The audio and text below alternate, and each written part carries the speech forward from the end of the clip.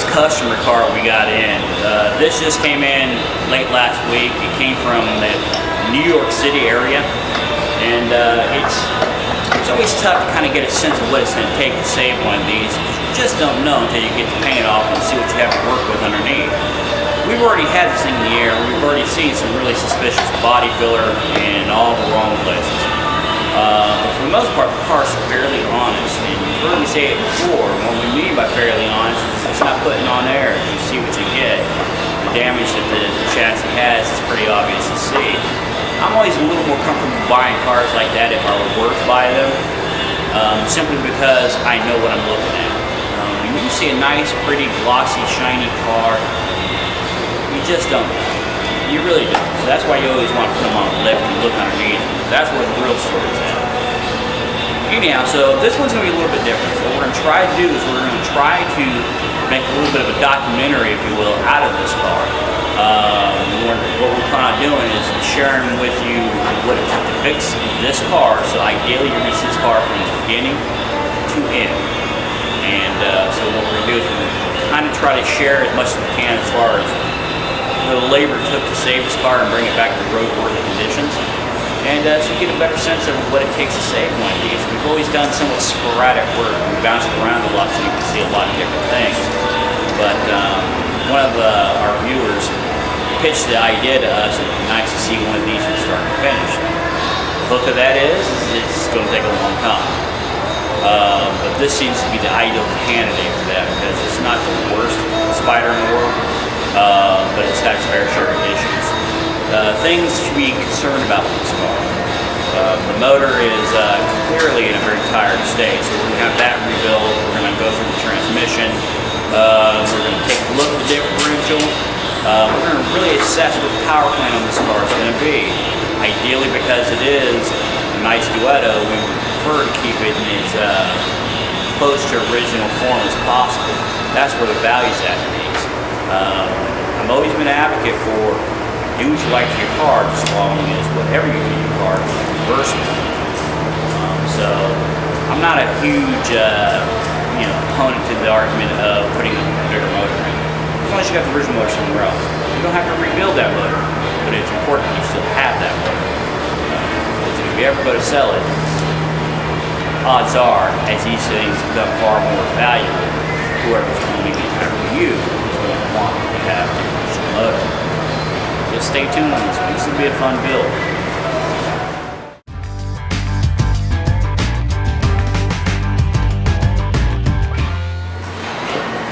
Okay, so when looking at the data plate on the car and looking at the data plate on the motor, there's two things to take into consideration.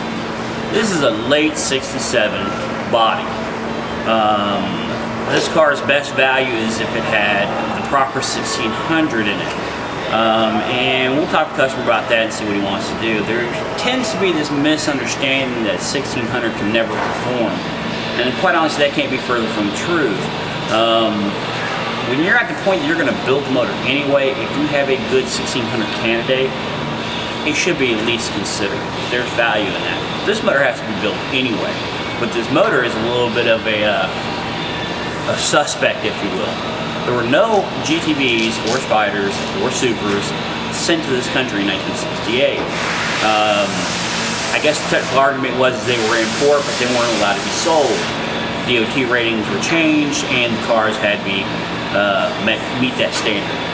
Okay, so anyway, this motor, the data plate says it's one of the first 150 1750 US spec 1968 motors.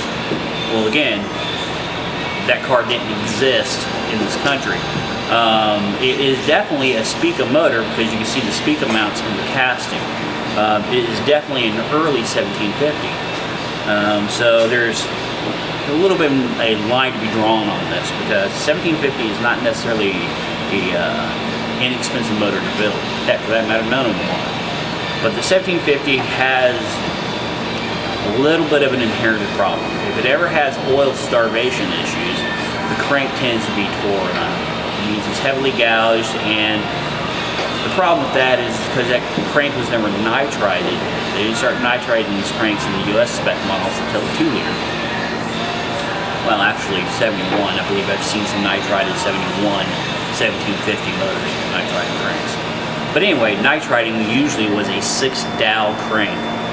6 dowel means there were 6 bolts that took to hold the flywheel to the crank. 1750 motors, at least in this part of the world, are all 8 dowel.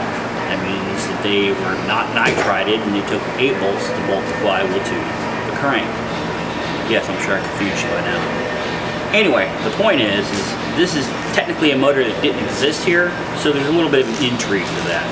It has effectively all the wrong components on it.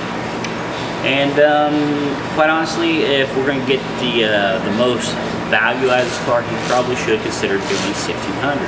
Now we can have a 1600 built that is very strong, very roadworthy, and you can fly on down the road at very good speeds in it.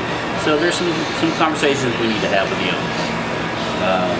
I'm pretty sure we probably have a 1600 that matches up to the late end of the production run of the Spider.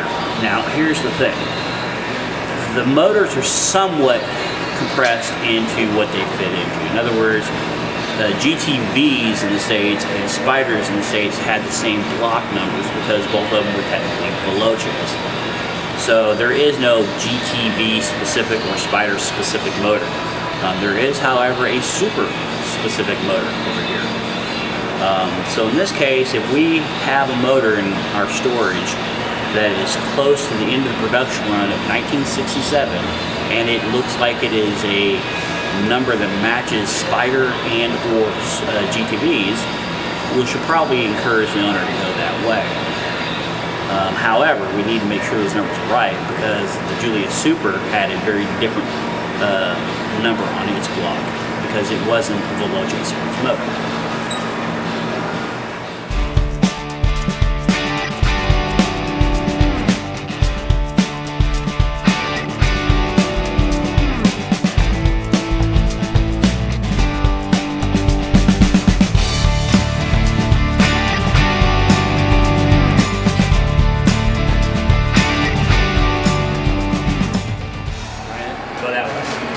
Alright, so what we have here is a mechanical transmission, a 1750 motor, and a 67 Duetto. This makes sense, this makes no sense. But more importantly, pretty easy to identify a Spica motor. If nothing else, the Spica mount's right here. And this only exists on the US spec model cars. Of course, there's an argument, a couple of GTAs out there, but anyway, easy identifier. You got the triangle on circle on the head, 1750 marker. You got an early crank pulley, not a Spica pulley. Anyway, oh, and a Volkswagen distributor. Nothing about this is right. Nope.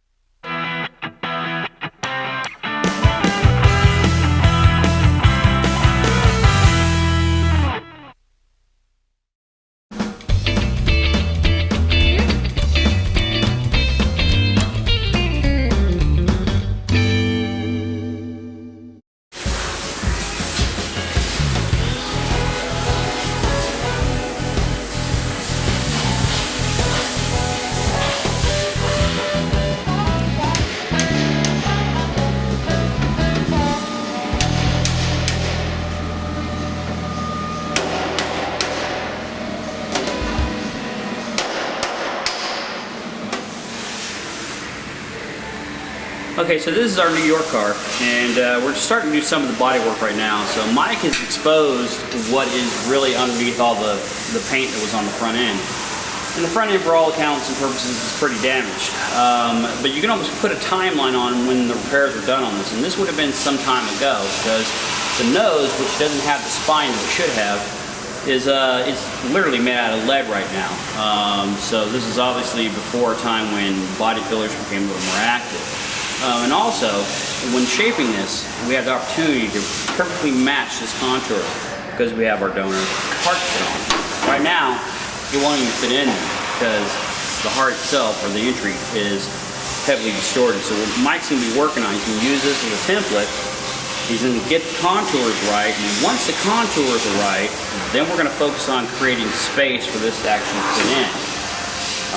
It's probably pretty difficult to see this because we're looking at it in 2 dimensions, but the front end of this is pretty twisted up, and it's going to take a little bit of good hammer and dolly techniques to get this thing back into a reasonable shape. The good news though is, however, as damaged as it is, it's in pretty good shape, so there is going to be very little body filler work going on the front end of this.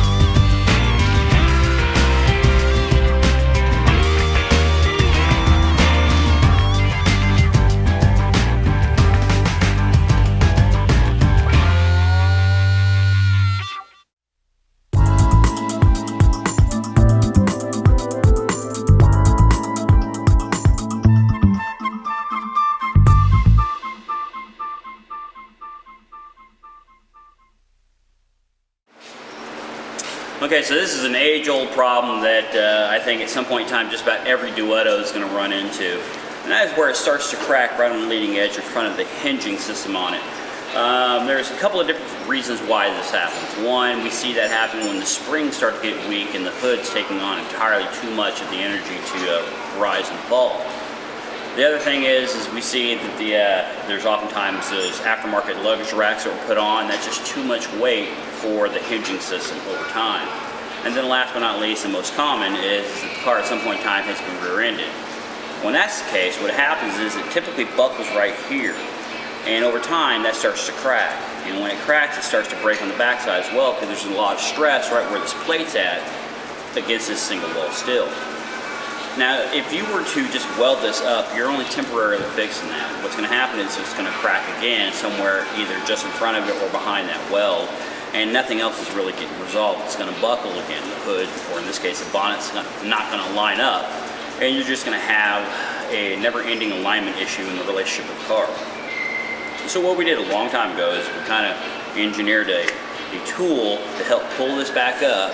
So what we do is pull it, because it's just thin single sheet steel, so it's easy to come back up. Once I pulled this and I brought this back up to squareness, I haven't solved my problem, I've only made it square.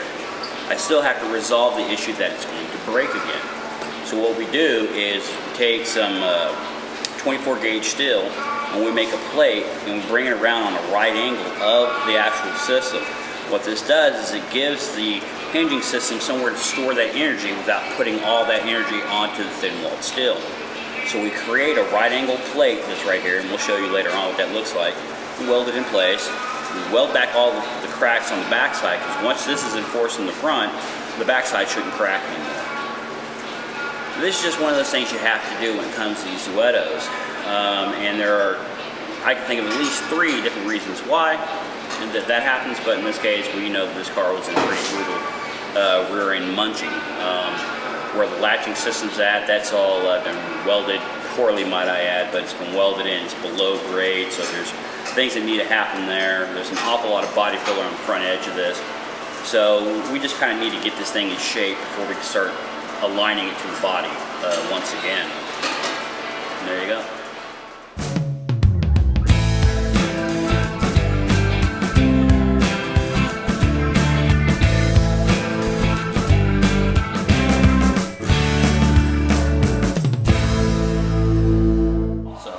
Started to work this lip, and as you can see, there's an awful lot of body fill there. I mean, a lot.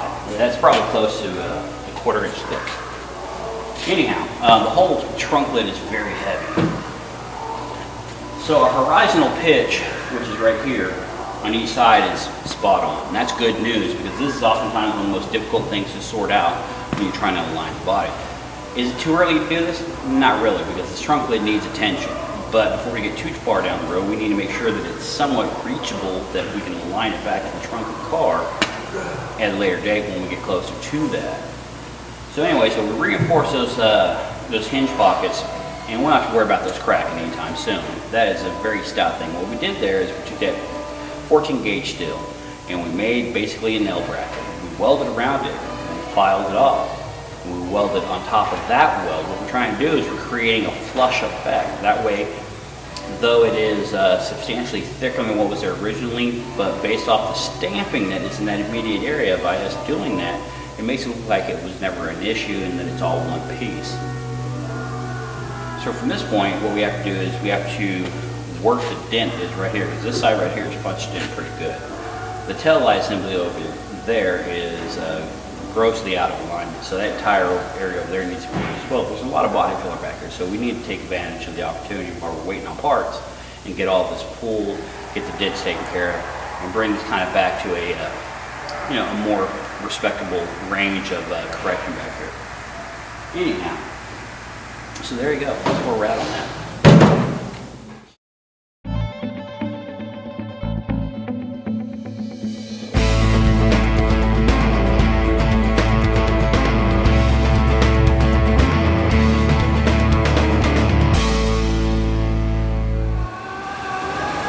Alright, so our New York Spider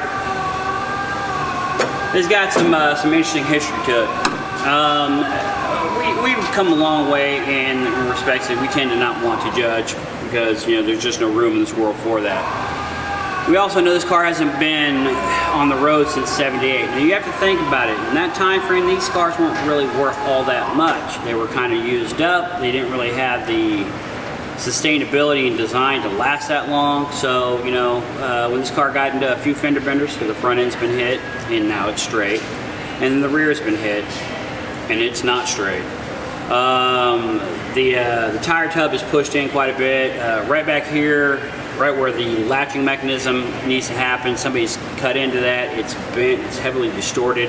The entire rear end of that car is coming this way. Well, same thing is happening over here. We're tackling this first because we're waiting on parts, and this needs to be addressed anyway. There's quite a bit of body filler here. Anyway, so we got to address this just simply because it's pushed in, and we can simply fix this, but there's a problem. The webbing system right here that reinforces the back tub of this area is right where most of the damage is at. So we're gonna cut this out. We're gonna cut it real clean and do the best we can to not distort things. But this section's all bent up anyhow, so we need to fix this if we can. So what we're going to do is we're going to cut down here across the webbing in the shortest distances we can and remove the section. That's going to give us access to this quarter panel so we can address all this damage over here. It's not in that bad shape, but unfortunately there is such a massive amount of body filler here, it just really needs to be worked the best we can. Anyway, so what we're going to do is we're going to remove that. That way we gain access and bring some of this metal out. Somebody has tried a long time ago to do that, and the metal here is really thin, so we're going to have to weld up some of this just to reinforce it and give us something to work with.